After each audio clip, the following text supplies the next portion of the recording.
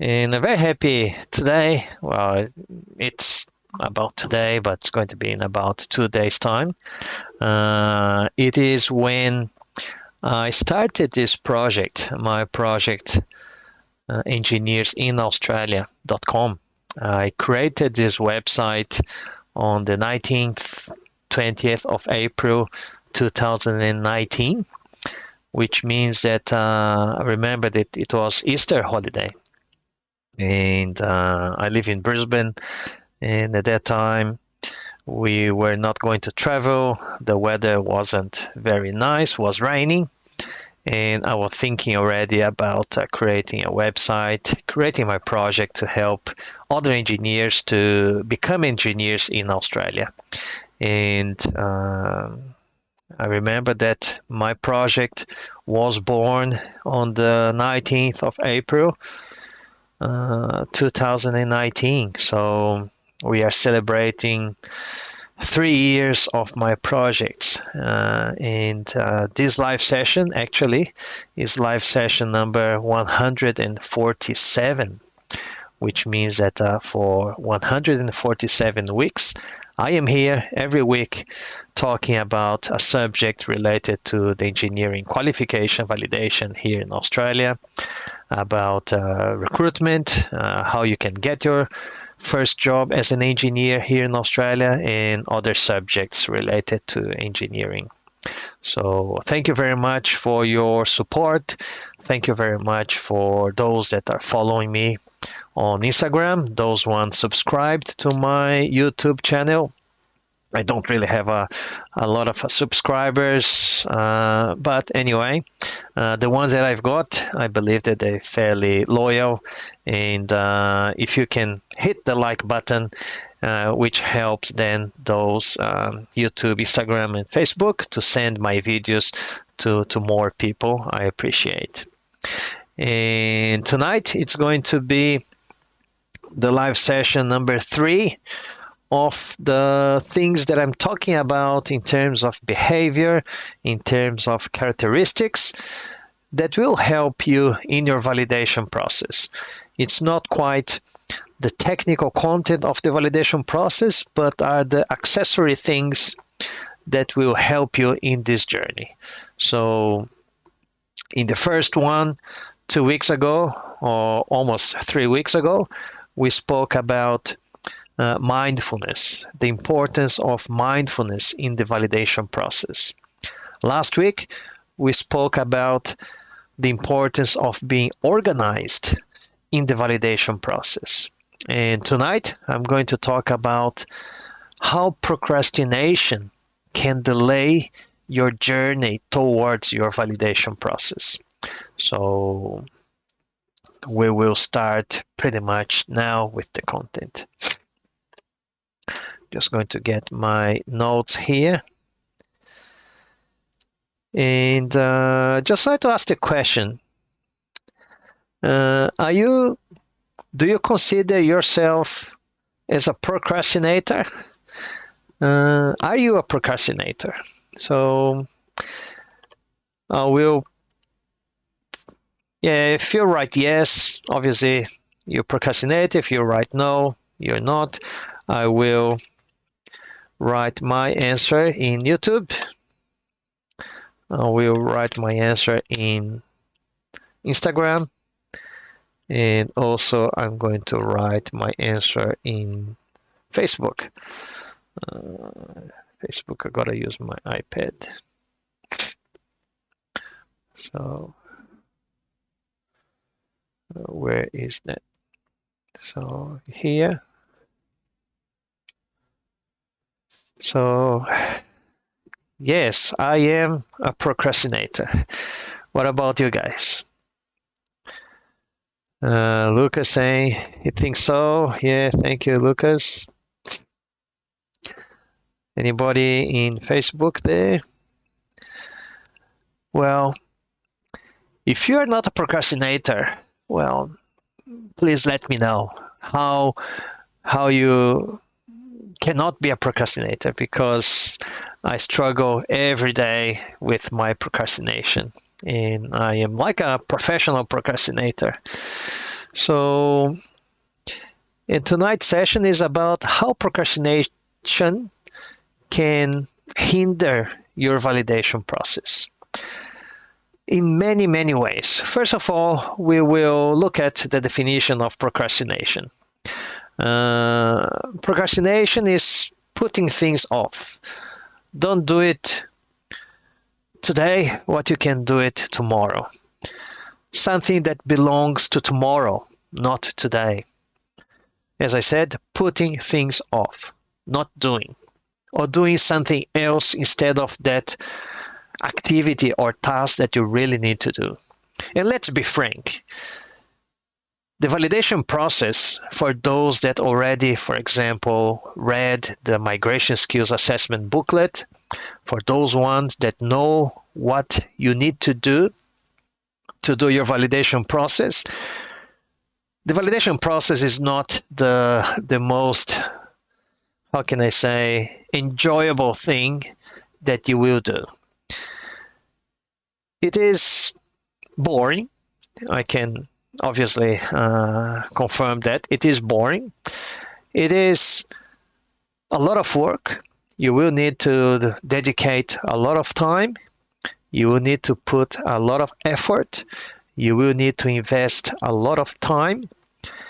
And you will need to organize yourself a lot and have lots of motivation. I'm saying this not to demotivate you, but I'm saying this for you to get real, because you will procrastinate to do your validation process. I did it when I did my process back in 2005. And I do until today things that I need to do, because procrastination, and I was doing some research, and procrastination actually is not our fault that we are procrastinators. Procrastination is about our genetics. It's in our genes. It's in our DNA. If you go back to, the man cave era, at that time, the man cave, they didn't really have supermarkets. They didn't have food readily available. They had to go out and hunt. They had to go out and collect food, etc. Sometimes they did have food. Other days they didn't, and they had to obviously fast for longer periods. And the brain had to then save energy. And it was for thousands of years, if not, I don't know, thousands and thousands of years. Which happened then that our brain was developed to save energy. And procrastination is that. Every time that you need to do something, you need to spend energy to do something. And our brain, our body is not about spending energy. Our brain, our body is about saving energy. Because 10,000 years when agriculture kind of started, and 10,000 years is not enough time for our genetics to change. That's what the researchers, they say. It takes much more time for genetics to change. So we still have the genetics to save energy. And procrastination is like that. You don't need to do things, you just need to save energy, because you don't know what's going to happen tomorrow. Your brain doesn't really know, the genetics doesn't know that you can go to the supermarket and buy food. You can get energy whenever you want. So it's in our genes, which means that a majority of us will demonstrate procrastination.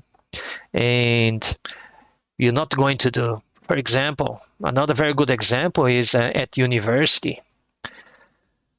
How many of you, when you had an exam or a test to do at university, how many of you start studying like a week or 2 weeks before?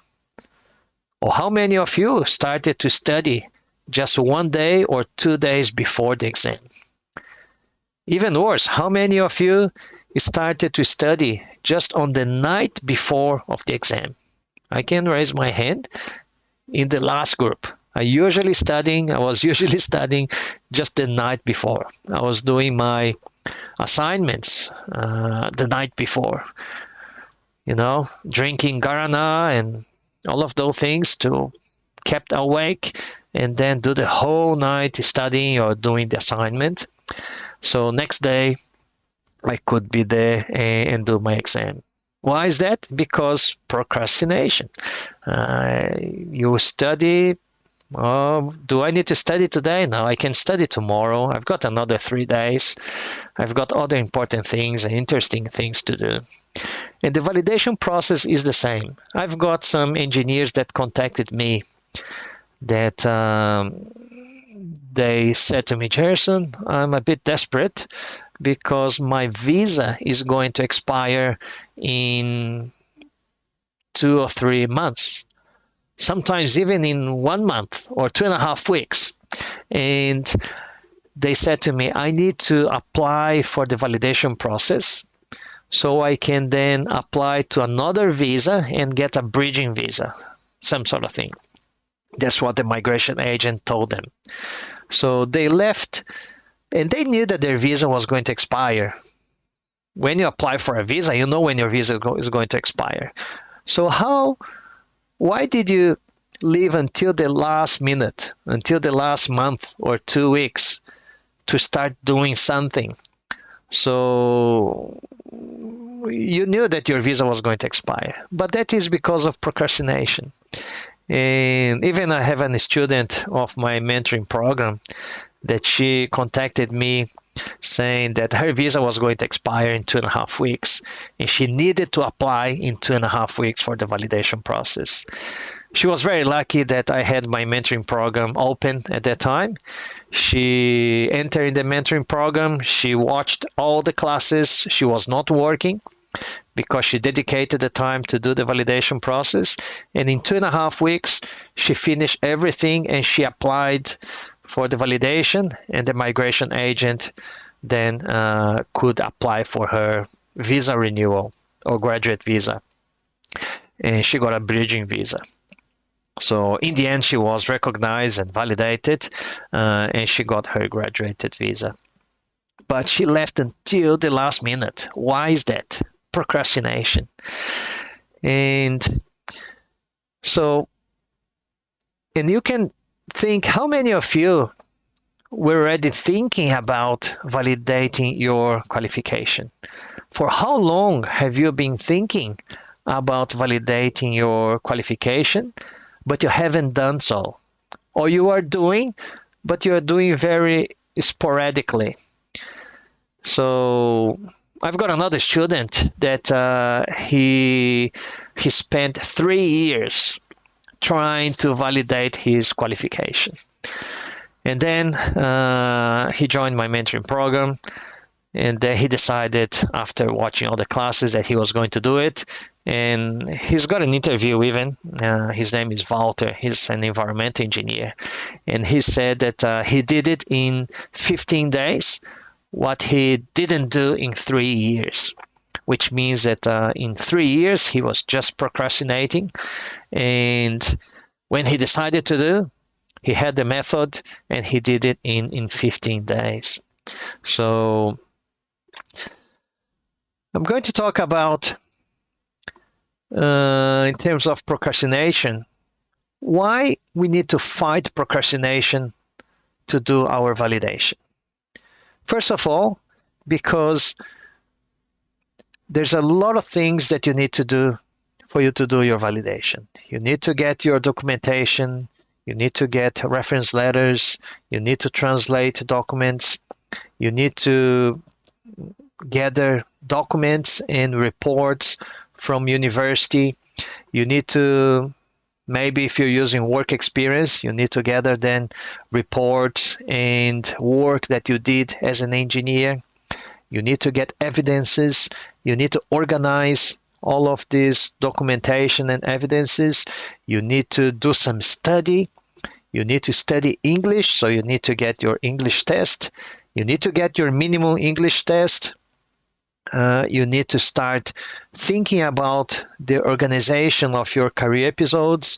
You need to do your professional or your continuing professional development, CPD, You need to do the 3 career episodes. You need to do your summary statement. So you can see it's a lot of work. And just talking about this, I've done already, but just talking about that, I think, oh, should I start? Should I do something else? And wherever you are, if you are in Brazil, if you are in Colombia, if you are in Philippines, if you are in Australia, there will always have something for you to do, something else for you to do. Either you have to work, either you have to play soccer, either you have to go to a barbecue, you have to do a trip, you have to do something at home, you have duties with your family or whatever. You always have something that you need to do.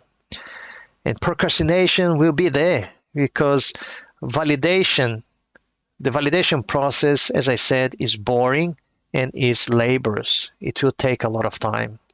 And you need to really, first of all, identify what type of procrastinator that you are. There are different types of procrastinators. And also you need to think about some techniques for you to overcome procrastination. And I'll share with you a few things why I was procrastinating back in 2005. Perhaps sharing why I was procrastinating, it will help you to perhaps not procrastinate because of those things. So first of all, I procrastinate because I wasn't very sure about the process. When I read the booklet, I didn't really read with attention. Also, I didn't really know how to choose the right experience to use in the career episodes. And obviously, if you don't really know the right experience, you think, oh, I don't know what experience I'm going to use, so I cannot write my career episode. It's just an excuse, of course. You put yourself in this position that, oh, I've got so many experiences that I don't know what experience that I need to choose. Another thing that led me to procrastinate was that when I was reading the competencies, I wasn't really understanding the competencies. Engineers Australia requires you 16 competencies. You need to address 16 competencies in your validation process. And if you don't understand those competencies, that could be also an excuse why you don't start doing, because you think, well, I do not understand the competencies, so I will not start. I will just start when I understand the competencies. So it is one excuse for you to procrastinate.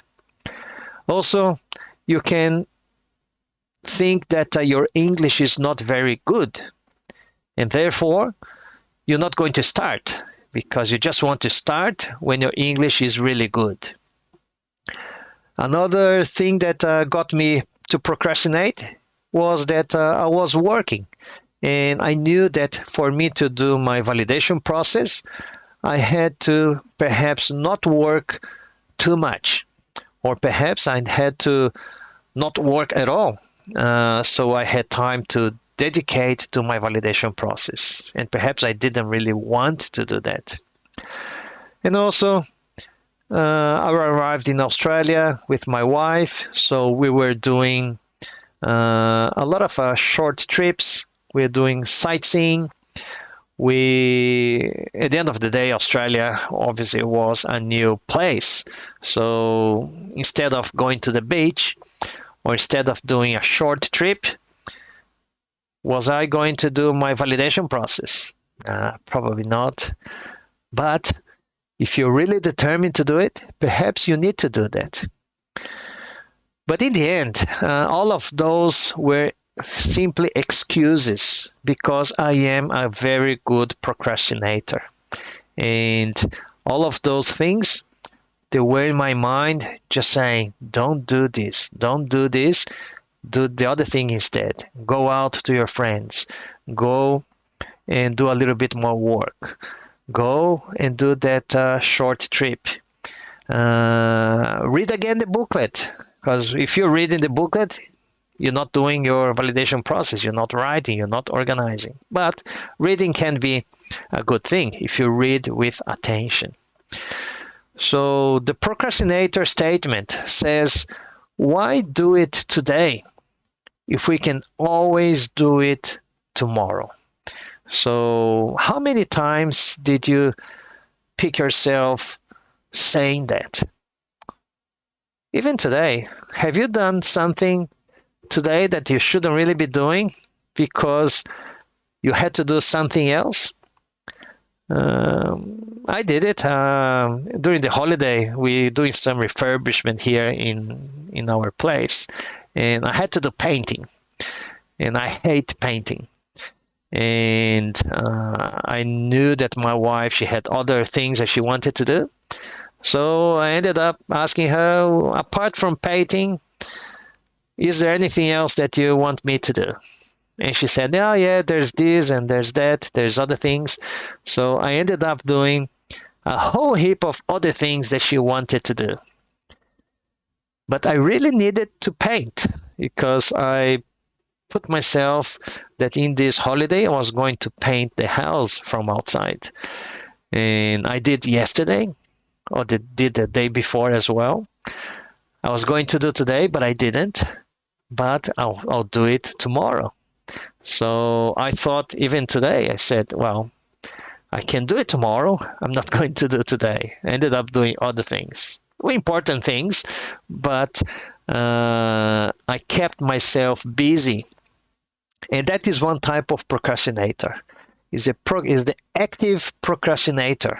Is a procrastinator that they do a lot of things, useful things, but it's not really the thing that you need to do. For example, in the validation process, if you need to write, let's say that in your planning, you said that you're going to write 3 paragraphs today of your career episode. But instead, you draft your reference letter for your employer. And then you think, well, I haven't done the 3 paragraphs, but I did my reference letter for my employer. So you think that you were productive, but your plan was to do 3 paragraphs of your career episode. But your procrastination led you to do the reference letter. Perhaps because it's easier. There's a template that you can use. It's easier. You don't need to think too much, and then you can finish one document. But you should have done, for example, your 3 paragraphs. And then you think, well, I'm going to do tomorrow. And then tomorrow you think, oh, I'm going to list another 4 events of my CPD, my continuing professional development. You still did something useful.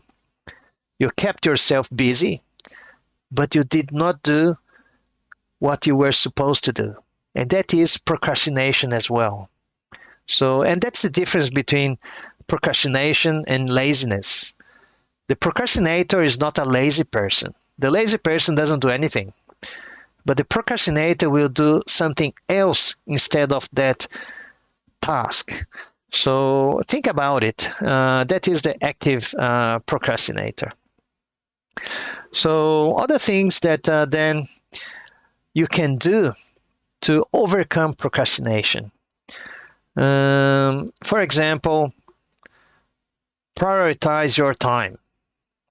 That is another thing that we keep saying to ourselves. I don't have time to write the career episodes. Even my students, I've got lots of students, 20 of them overcame procrastination and finished their reports, applied to Engineers Australia, and all of the 20 students were approved. So well done to them. Congratulations to them. But I've got many, many other students in my mentoring program, and they paid for the program, but they haven't done yet. Or they're still doing. They're still procrastinating, probably. They're doing something else, and they probably will say, I don't have time. Yes, but they have time to travel, they have time to go out, they have time to work more, they have time to watch Netflix, they have time to surf on the web and check Instagram and Facebook and those sort of things. Send videos in WhatsApp. So if you think that you don't have time, just be honest with you. It's not that you don't have time. It's just a matter of priority. Just be honest with yourself and say, the validation process is not my priority now. I've got other priorities. My other priorities are travel, to go out with my friends, to work, to watch Netflix, to do a barbecue. Those are my priorities, because if the validation process is your priority, you will then not do most of those things and you will dedicate time in your validation process. Is it easy? No, it's not. Because pressure, if there's a barbecue, many friends, oh, come on, Jerson, there's a barbecue today.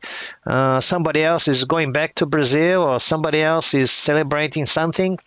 We'll have a very nice barbecue and beer, and we're going to play poker, etc., etc. Yeah, all right, I'll go. I'll do the validation process tomorrow, and that happens. So, but it's a priority. If it is really a priority, you need to say, sorry, but I need to work in my validation process. I cannot go. Again, it's not easy, but it's a matter of priority.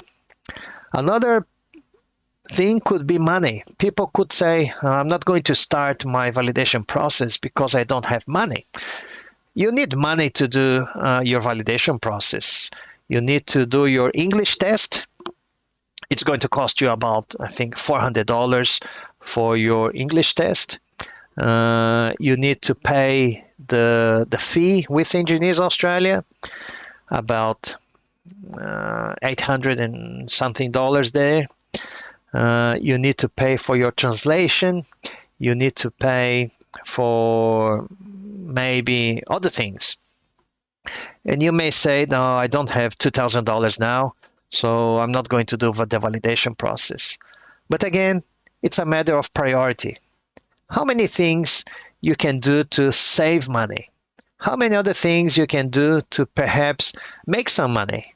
You can go and perhaps, check here, I've got this headset. So maybe I've got another headset here. Maybe I don't need this one. I can sell it in Facebook Marketplace. Maybe I can sell it for $50. If you list 50 things that you can do to raise money, it's a good exercise. You can save money. Perhaps I don't need to go out during 4 weekends. And if I spend $200 every weekend because beer and dinner, etc., in 4 weeks, it's about $800. So there's your English test, and you pay for your translation, for example. Maybe the borders reopen now. Oh yeah, I'm itching to travel because it's been 2 years that I don't travel. But if you're thinking about your validation process, perhaps you need to wait a little bit more, because if you're going to spend $2,000 or $3,000, even if you go to Southeast Asia, it's not that expensive, but you will spend at least $1,000 or $2,000. And if you don't go there, you already can save money for your whole validation process. But it's a matter of priority again. So be honest with yourself. Don't say that you don't have money. Obviously, some people, they don't. But if you can save money, or if you can raise some money, then you need to put some effort in doing that as well. Another important thing for you to overcome procrastination is to put an action plan. So the validation process can be like a project. You will have many tasks, you will have deadlines, You will have some constraints. So put together an action plan. You can use the 5W2Hs, what, why, who, where, when, who, and then the 2Hs, how and how much, or how much time. So put together your action plan. You guys engineers, so you're probably very good project managers as well, and just manage that project with an action plan. And finally, establish short-term goals. Think about that a bigger objective, which is the validation process, can be broken down in smaller chunks of work. And every time that you achieve a shorter or small objective, it will give you that motivation to keep going. It will release endorphins in your brain, and you will get more motivation to keep going. So instead of, a simple example is about the career episodes. A career episode is about 2,000, 2,500 words. Don't think about writing 2,500 words in one day. Actually, about 100 words. Establish in your task that your objective today is to write the introduction, which is about 100 words. Once you finish that introduction, you have that very good feeling that you accomplished that goal, and you will be motivated for the next objective. And the next objective could be to write, let's say, 3 paragraphs of your background, which is the next section of your career episode. Don't need to write the whole background, which is about 5 or 6 paragraphs. Just write 3. Establish that you're going to write introduction today, the 3 paragraphs of your background next week, if you have time. And then you finish your background in 2 weeks' time. Every time that you accomplish the small chunks, you will feel more motivated to keep going. All right, just conscious of time. And I'm going to have a look at the comments. So if you guys have any question or comments, I will have a look now.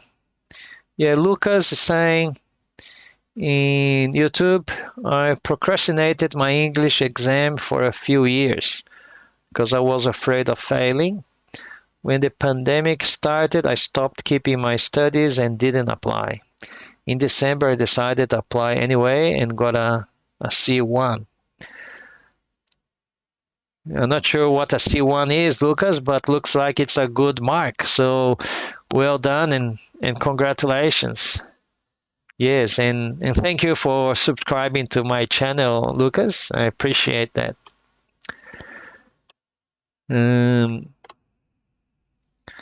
Let's see other comments there. Yeah, my wife says in Facebook that she loves me. Yeah, I also love you, honey. Yesterday was our wedding anniversary. 23 years that we are married. And in August, it will be 13th of August, is going to be 28 years that we are together. So, yes, I love you too. All right. Looks like there's no more questions or no more comments. So again, I would like to thank you guys very much, and I wish you all, we're almost the end of the Easter Sunday. We've got until tomorrow, the Easter holiday. I hope that you are having a very blessed and peaceful Easter, and a moment, a period of reflection. And don't know what religion you are, guys, but I'm Catholic, and Easter is a very important holiday for us, a very important moment for us to reflect about the things that we do.